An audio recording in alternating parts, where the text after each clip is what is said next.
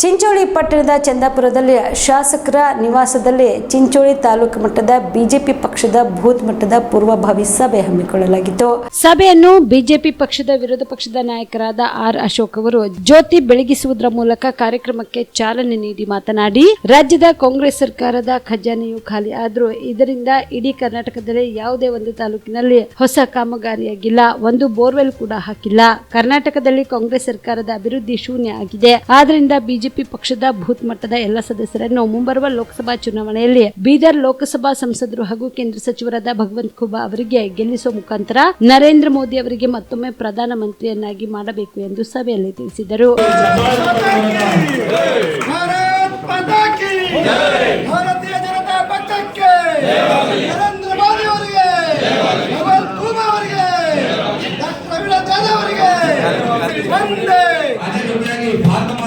ಭಾವಚಿತ್ರಕ್ಕೆ ಪುಷ್ಪಾರ್ಚನೆ ಬಿಲ್ಡಿಂಗ್ ಕೊಟ್ಟಿದ್ದೀರಲ್ಲ ವಿಧಾನಸೌಧ, ಒಂದು ರಸ್ತೆ ಕೊಟ್ಟಿರೋ ತೋರಿಸಿ, ಒಂದೇ ಒಂದು ರಸ್ತೆ, ಒಂದು ಬಿಲ್ಡಿಂಗು ಬೇಡ, ಒಂದು ಟಾಯ್ಲೆಟ್ ಎಲ್ಲ ಕಟ್ಟಿದಾರ ತೋರಿಸಿ.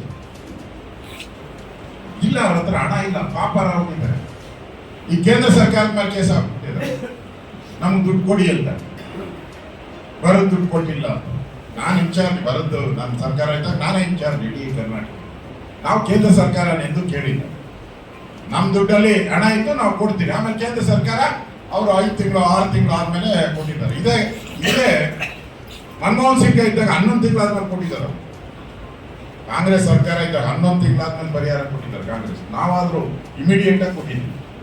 ಇವ್ರು ಬಂದ್ಮೇಲೆ ಏನು ಯಡಿಯೂರಪ್ಪನವ್ರು ಇದ್ದಾಗ ಎಲ್ಲ ಬರ್ತಾ ಇದ್ರು, ನಮ್ಮ ಎಲ್ಲರೂ MLA ಎಲ್ಲರೂ ಕೂಡ ಅಣ್ಣ ಮಳೆ ಜಾಸ್ತಿ ಆಗ್ಬಿಟ್ಟಿದೆ, ಎಲ್ಲ ನೀರು ಮುಟ್ಬಿಟ್ಟಿದೆ, ಎಲ್ಲ ಡ್ಯಾಮ್ ಎಲ್ಲ ತುಂಬ ಹೋಗ್ಬಿಟ್ಟಿದೆ ಅಣ್ಣ, ಫುಲ್ ಡ್ಯಾಮ್ ತುಂಬ ಹೋಗ್ಬಿಟ್ಟಿದೆ, ಎಲ್ಲ ಕೆರೆಗಳು ತುಂಬ ಹೋಗ್ಬಿಟ್ಟಿದೆ ಅಂತ ಹೇಳಿ. ಈಗ ಸಿದ್ದರಾಮಯ್ಯ ಹೆಜ್ಜೆ ಇತ್ತು ಮೇಲೆ ಏನಾಗಿದೆ? ಎಲ್ಲ ಡ್ಯಾಮ್ ಖಾಲಿನಾ? ಎಲ್ಲ ಡ್ಯಾಮ್ ಖಾಲಿನಾ? ಬರಗಾಲನಾ? ಇವಾಗೆಲ್ಲ ನಾನು ಹೇಳ್ತಾರೆ 2013 ಮುಖ್ಯಮಂತ್ರಿಗಳಾಗಿ ಸಿದ್ದರಾಮಯ್ಯ ಸ್ವೇರಿಂಗ್ ಮಾಡೋದು. 13ನೇ ಇಸ್ವಿಯಲ್ಲಿ ಬರಗಾಲ, 14 ಬರಗಾಲ, 15 ಬರಗಾಲ, 16 ಬರಗಾಲ, 17 ಬರಗಾಲ, 18 ಬಂತು ನಮ್ದು ಯಡಿಯೂರಪ್ಪ ಇನ್ನ ಸ್ವೇರಿಂಗ್ ಮಾಡಿದ್ರು. ಅದುವರೆಗೂ ಬರಗಾಲ ಡಿಕ್ಲೇರ್ ಆಗಿದೆ, ಗೌರ್ಮೆಂಟ್ ಆರ್ಡರ್ ಮಾಡಿದ್ರಿ ಬರಗಾಲ ಅಂತ. ಇನ್ನು ಕ್ಯಾಬಿನೆಟ್ ರಚನೆನೇ ಆಗಿಲ್ಲ, ಅಂದ್ರೆ ಕ್ಯಾಬಿನೆಟ್ ನಾವೆಲ್ಲ ಮಂತ್ರಿ ಆಗಿಲ್ಲ, ನಾವ್ಯಾರು ಮಂತ್ರಿ ಆಗಿರಲಿಲ್ಲ. ಯಡಿಯೂರಪ್ಪ ಶೇರಿಂಗ್ ಮಾಡ್ಕೊಂಡು ಇಲ್ಲಿ ಬಂದು ಅವರೊಬ್ಬರೇ ಕ್ಯಾಬಿನೆಟ್ ಒಬ್ಬರೇ ಮಾಡ್ಬಿಟ್ಟು ಆಚೆ ಬಂದ್ರು, ಮಳೆ ಕಿತ್ತೋಗ್ಬಿಡ್ತು ಎಲ್ಲ ಕಡೆ, ಗಟ್ಟಲೆ ಮಳೆ.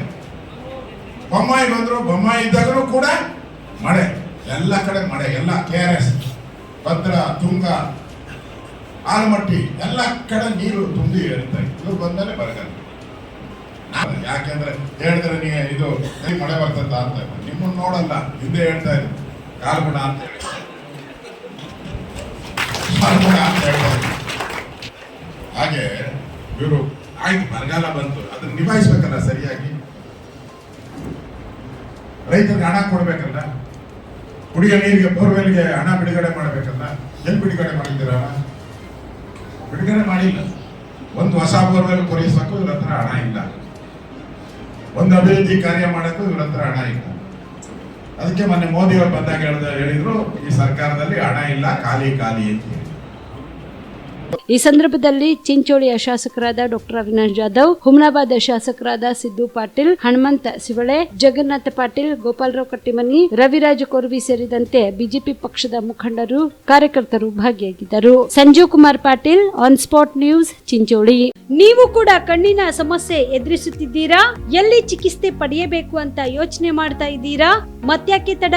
ದೃಷ್ಟಿ ಐ ಆಸ್ಪತ್ರೆ ಕಲಬುರಗಿಗೆ ಭೇಟಿ ನೀಡಿ. ಖ್ಯಾತ ಅನುಭವಿ ವೈದ್ಯರಿಂದ ಕಡಿಮೆ ದರದಲ್ಲಿ ಚಿಕಿತ್ಸೆ, ಕಣ್ಣಿನ ಪರೀಕ್ಷೆ, ಹೊಲಿಗೆ ರಹಿತ ಶಸ್ತ್ರಚಿಕಿತ್ಸೆ, ಪೊರೆ ಆಪರೇಷನ್, ಲೇಸರ್ ಇಂಜೆಕ್ಷನ್ ರಹಿತ ಶಸ್ತ್ರಚಿಕಿತ್ಸೆ, ಸಕ್ಕರೆ ಕಾಯಿಲೆ ಇರುವವರಿಗೆ ಲೇಸರ್ ಚಿಕಿತ್ಸೆ, ದೂರದೃಷ್ಟಿ ದೋಷ ಹಾಗೂ ಸಮೀಪ ದೃಷ್ಟಿ ದೋಷದ ಸಮಸ್ಯೆಗೆ ಸೂಕ್ತ ಪರಿಹಾರ, ಕನ್ನಡಕದ ಸೌಲಭ್ಯ, ಕಾಂಟ್ಯಾಕ್ಟ್ ಲೆನ್ಸ್ ಅಳವಡಿಕೆ, ಇಷ್ಟೆಲ್ಲ ಸೌಲಭ್ಯ ಒಂದೇ ಸೂರಿನಡಿ. ಹೆಚ್ಚಿನ ಮಾಹಿತಿಗಾಗಿ ಸಂಪರ್ಕಿಸಿ ಗಚ್ಚಿನ್ಮನಿ ಟವರ್, ಬಿಗ್ ಬಜಾರ್ ಮುಂದುಗಡೆ, Jagat circle, Kalaburagi. Phone number 7899328915.